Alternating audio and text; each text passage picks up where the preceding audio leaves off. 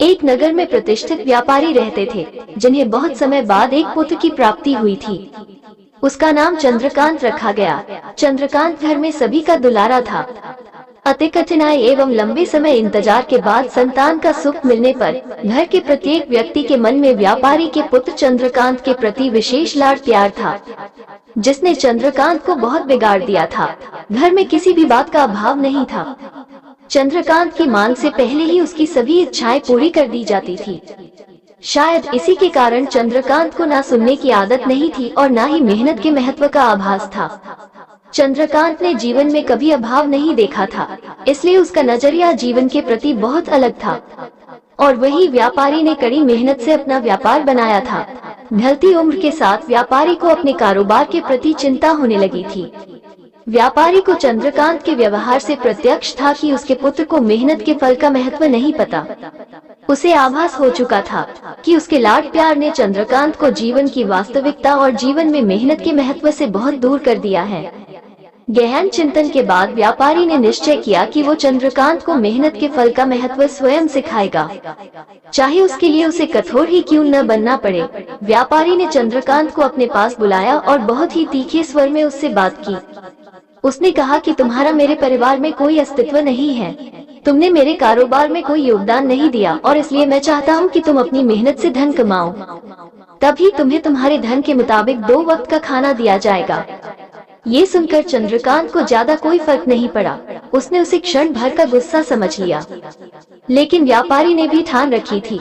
उसने घर के सभी सदस्यों को आदेश दिया कि कोई चंद्रकांत की मदद नहीं करेगा और न ही उसे बिना धन के भोजन दिया जाएगा। चंद्रकांत से सभी बहुत प्यार करते थे, जिसका उसने बहुत फायदा उठाया। वो रोज किसी न किसी के पास जाकर धन मांग लाता और अपने पिता को दे देता, और व्यापारी उसे उन पैसों को कुएं में फेंकने को बोलता, जिसे चंद्रकांत बिना किसी अड़चन के फेंक आता और उसे रोज भोजन मिल जाता। ऐसा कई दिनों तक चलता रहा, लेकिन अब घर के लोगों को रोज रोज धन देना भारी पड़ने लगा। सभी उससे अपनी कन्नी काटने लगे, जिस कारण चंद्रकांत को मिलने वाला धन कम होने लगा और उस धन के हिसाब से उसका भोजन भी कम होने लगा। एक दिन चंद्रकांत को किसी ने धन नहीं दिया और उसे अपनी भूख को शांत करने के लिए गांव में जाकर कार्य करना पड़ा। उस दिन वो बहुत देर से थका हारा व्यापारी के पास पहुंचा और धन देकर भोजन मांगा।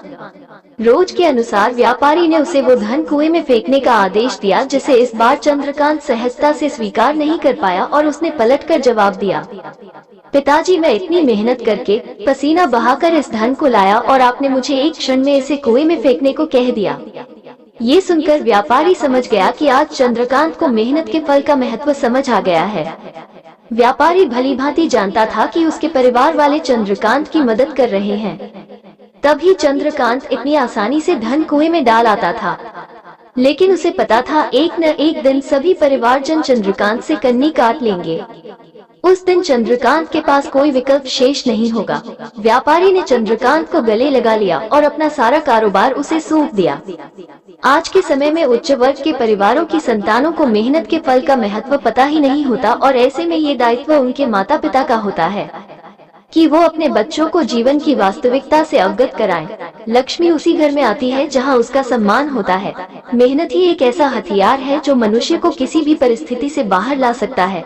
व्यापारी के पास इतना धन तो था कि चंद्रकांत और उसकी आने वाली पीढ़ी बिना किसी मेहनत के जीवन आसानी से निकाल लेते। लेकिन अगर आज व्यापारी अपने पुत्र को मेहनत का महत्व नहीं बताता, तो शायद एक न एक दिन व्यापारी की आने वाली पीढ़ी व्यापारी को कोसती।